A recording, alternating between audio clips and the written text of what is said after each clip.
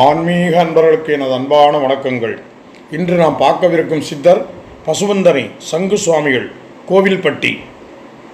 மகான்களில் தங்களின் அவதார காலங்கள் மாறுபட்டிருந்தாலும் அவர்கள் நோக்கம் ஒன்றுதான். வறுமை, நோய் ஆகியவற்றால் பாதிக்கப்பட்டிருக்கும் அப்பாவி மக்களுக்கு உதவுவதே அவர்களின் நோக்கமாக இருந்து வருகிறது.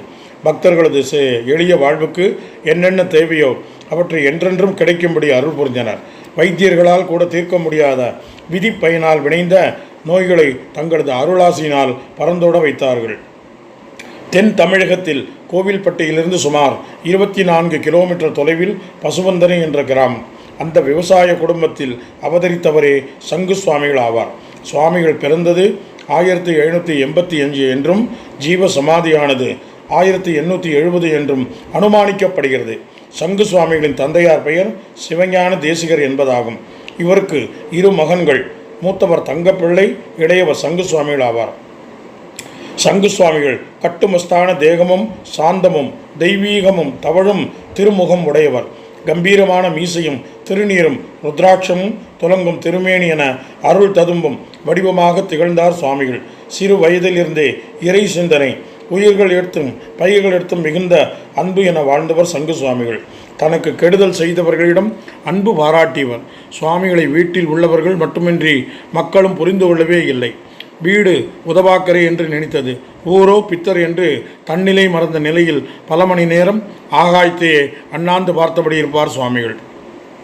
மேகக்கூட்டங்களின் முடிவில்லாத பயணத்தையே வெறுத்து கவனிப்பார். அப்போது எவரேனும் வந்து ஏதேனும் கேட்டால் எளிதில் சுய நினைவுக்கு வரமாட்டார். சில நேரம் வாய்விட்டு சிரிப்பார், சில நேரம் கேவி கேவி அழுவார். இரவு வேளைகளில் வயல்காடுகளில் தனியே உலவிக் கொண்டிருப்பார். மழை, வெயில் என்று எதை குறித்தும் அறியாமல் தன்னுள் ஆழ்ந்திருந்த அவரை எந்த இயற்கையும் பாதித்ததில்லை. பள்ளிக்கு சென்று பாடம் படித்தாரா என தெரியவில்லை. ஆனால் வாழ்வியல் பாடம் மொத்தத்தையும் அறிந்திருந்தார் சுவாமிகள்.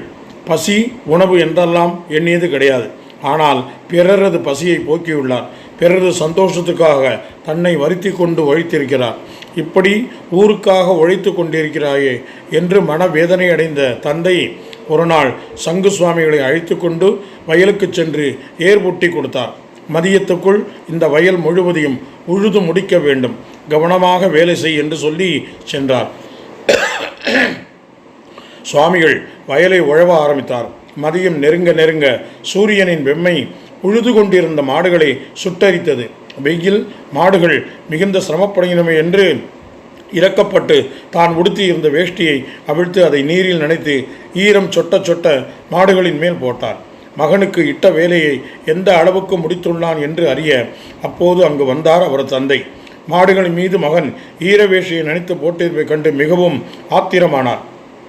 அடே பைத்தியக்காரா, மாடுகளின் மேல் ஈரத்துணியை போட்டு இப்படி வேலை செய்கிறாயே என்று ஆவேசத்துடன் சுவாமிகளை அடித்தார். தன் மேல் அடித்து வீழ்ந்த போதும், தந்தையே, என்னை அடிக்காதீர்கள், உங்களுக்குத்தான் கைகள் வலிக்கும் என்றார் சுவாமிகள். அவ்வளவுதான். அந்த நிமிடமே தன் உடலில் இனம் புரியாத வலி ஏற்படுவதை உணர்ந்தார் தந்தையார். மகனை எந்த கையால் அடித்தாரோ அந்த கையிலும் தோளிலும் கடும் வலி ஏற்பட்டது. ஐயோ, வலி தாங்க முடியவில்லையே என அலறியபடி வயலிலேயே சாய்ந்து விட்டார். அப்போது தந்தையின் தோளையும் கைகளையும் மெல்ல வருடினார் சுவாமிகள். தந்தையே, இனி கவலையே வேண்டாம், தங்களுக்கு ஏற்பட்ட வலி பறந்து போய்விடும் என்றார். அடுத்த கணமே வலி மாயமானது. மகனிடம் ஏதோ விசேஷ சக்தி குடிகொண்டிருப்பதை அப்போதுதான் உணர்ந்தார் தந்தை. அதன்பின் அவனது செயல்களை கேலி செய்யவே அறவே நிறுத்தி கொண்டார். இதேபோல சுவாமிகளின் அண்ணனுக்கும் ஓர் அனுபவம் ஏற்பட்டது. இந்த செய்தி அக்கம் பக்கத்துக்கு ஊர்களுக்கு பரவியது.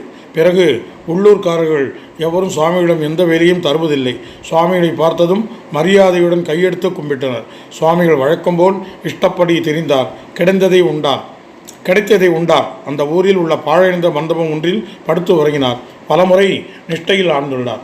ஒருமுறை சிங்கம்பட்டி ஜமீன்தாரான நல்லக்குத்தி பெரியசாமி ராஜா பூர்வ ஜென்ம வினை பயனால் மகோதரம் என்னும் கல்லீரல் சம்பந்தப்பட்ட நோயால் பெரிதும் அவதிப்பட்டார். சங்கு சுவாமிகள் காலத்தினை ஜமீனை ஆண்டு வந்தவர் இவர். பசுவந்தனையில் இருந்து சுமார் 70 கிலோமீட்டர் தொலைவில் இருக்கிறது சிங்கம்பட்டி. பசி எடுக்கும், ஆனால் சாப்பிட முடியாது. இரவில் நிம்மதியாக தூங்க முடியாது. வாந்தி, குமட்டல் என்று நரக வேதனையை அனுபவித்து வந்தார் ஜமீன்தார். இதை கண்ட அவருடைய குடும்பமே சோகத்தில் தவித்தது. அரண்மனை வைத்தியர்கள், வெளியூர் வைத்தியர்கள் என்று பலர் முயன்றும் ஜமீன்தாரின் நோயை குணப்படுத்தவே முடியவில்லை. தெய்வ பக்தியில் சிறந்தவரான ஜமீன்தார் குடும்பத்தினது வேண்டுகோளின்படி சிதம்பரம் சென்று நடராஜ பெருமானை தரிசித்து முறையிடுவது என முடிவு செய்தார். அதன்படி அமைச்சர் மற்றும் வீரர்கள் சூழ பல்லக்கில் பயணித்தார். பின்னர் நடராஜரை பார்த்து, பிறவி நோய் தீர்க்கும் பெருந்தகையை, அடியவர்களது திண்ணல்களை நீக்கும் அம்பலவானாம், அடியேனை படுத்துகின்ற மகோதரத்தை நீக்கி அருளமாட்டாயா என்று வேண்டினார். ஆட்சியை மறந்து ஆயிரங்கால் மண்டபத்திலேயே தங்கினார். 5 எழுத்து மந்திரத்தை உச்சரித்தபடி 6 கால பூஜையை அனுதினமும் தரிசித்தார். பாலும் பழமும் உண்டு விரதம் அனுஷ்டித்தார். ஆலயத்துக்கு வந்த பக்தர்களும் ஜமீன்தார் குணமாக வேண்டி இறைவனிடம் பிரார்த்திக்கின்றனர். இப்படியாக ஒரு மண்டலம் காலம் சுவாமி தங்கியிருந்தார். ஜமீன்தார் 48வது நாள் விரதம் பூர்த்தியானது. ஆனால் மகோதர நோய் குறையவில்லை. மனம் கலங்கினார் ஜமீன்தார். அன்றிரவு ஆலய கதவு மூடப்பட்டது. உடன் வந்தோர் அனைவரும் உறக்கத்தில் ஆழ்ந்தனர். ஆறாத துயரத்தில் தவித்த ஜமீன்தார் நடராஜ பெருமானுக்கு அருகே சென்றார். தில்லை அம்பல வாசா, உன்னையே நம்பி வந்தேனே, உன்னை மட்டும் நம்பி இருந்தேனே, என்னை கைவிடலாமா? ஒரு மண்டல காலம் உன் சன்னதியில் தவமாக தவமிருந்து உடல் நலம் குணமாகாமல் நான் ஊர் திரும்பினால் ஊரே என்னை மட்டுமின்றி உன்னையும் பழிக்காதா? எனவே விடுவதற்குள் என் நோய் தீர வழி பிறக்க வேண்டும். இல்லையெனில் சிவகங்கை குளத்தில் வீழ்ந்து என்னை நானே மாய்த்து கொள்வேன். இது சத்தியம் என்றார் ஜமீன்தார். பிறகு அயற்சியில் சன்னதியிலேயே தூங்கி போனார். அவர் கனவில் தோன்றிய நடராஜ பெருமான், அன்பனே வருந்தாதே, உனக்கு ஏற்பட்ட நோயை தீர்க்க வல்ல சங்கு சுவாமிகள் பாண்டிய தேசத்திலே பசுவந்தனே என்னும் தலத்தில் உள்ளார். எனக்கு மிகவும் வேண்டிய அடியவன், பரமஞானி. விடிந்ததும் அவனை தேடி புறப்பட்டு நலம் பெறுவாய் என்று அருளினார்.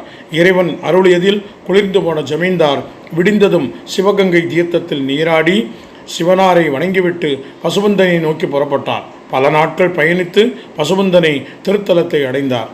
பல்லக்கில் ஜமீன்தார் வருவதைக் கண்டு ஆச்சரியத்துடன் பார்த்த ஊர் மக்கள் பல்லக்கை தொடர்ந்தனர்.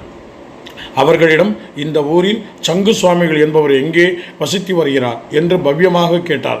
சங்கு சுவாமிகளா? அப்படி ஒரு ஆசாமி இந்த ஊரிலேயே இல்லை என்றனர். மக்கள், இந்த ஊரில்தான் இருக்கிறார்கள் என்றார். ஒருவேளை அந்த தவசீலரை நீங்கள் தரிசித்தது இல்லையோ? அப்போது கும்பலில் இருந்த ஒருவன், மகாராஜா, இந்த ஊரில் சங்கு சுவாமிகள் என்று எவரும் இல்லை. ஆனால் சங்கு என்று ஒரு சோம்பேறி இருக்கிறான். ஊருக்கு ஒதுக்குப்புறமாக இருக்கிற பாழடைந்த மண்டபத்தில் அந்த சோம்பேறி படுத்து கிடப்பான் என்றான். ஜமீன்தாரின் முகம் பிரகாசமானது. ஆமாம், அவர்தான். நான் அவரைத்தான் தரிசிக்க வேண்டும். எனக்கு வழிகாட்டுங்களேன் என்றார் கெஞ்சலாக. ஊர்ஜனங்கள் முன்னே நடக்க பாழடைந்த மண்டபம் நோக்கி பல்லக்கு புறப்பட்டது. அங்கே மண்டபத்தின் சீதளிடம் இந்த திண்ணையில் கால் மேல் கால் போட்டு ஏதோ சிந்தித்த பாவனையில் இருந்தார் சங்கு சுவாமிகள். பல்லக்கில் இருந்து இறங்கிய ஜமீன்தார் சுவாமிகளை நோக்கி மெல்ல நடந்தார். கண்ணில் நீர் மருக அவரை வணங்கினார். தட்டுகளில் பழங்களும் பலகாரங்களும் சமர்ப்பிக்கப்பட்டன.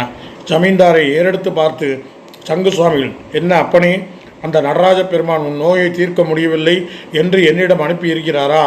எல்லாமே ஒரு நாடகம்தான். இந்த பழத்தை சாப்பிடு என்று தட்டில் இருந்த பழம் ஒன்றை எடுத்து அவருக்கு கொடுத்தார்.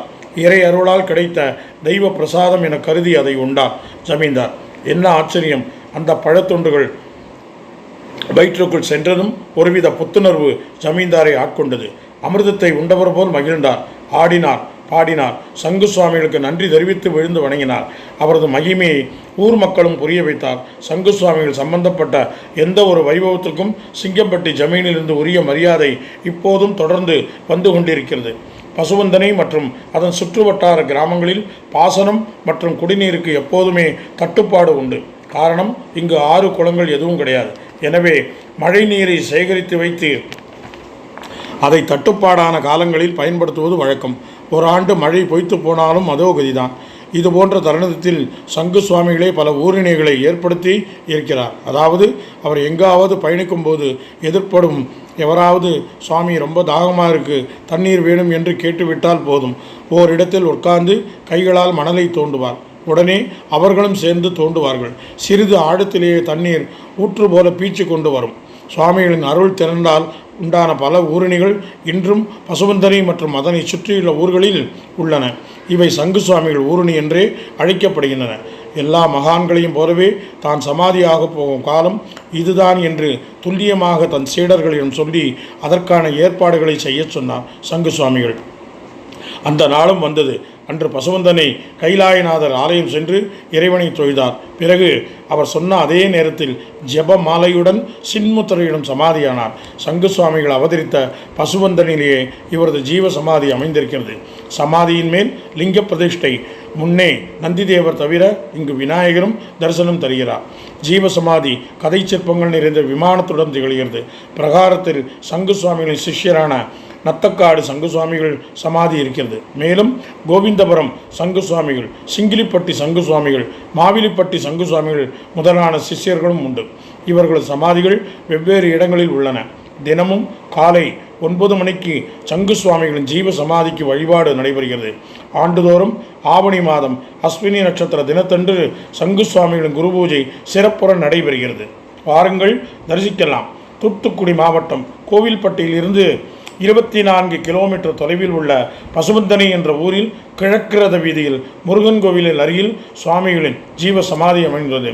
வாருங்கள், அனைவரும் சுவாமியின் ஆசி பெறுங்கள். நன்றி.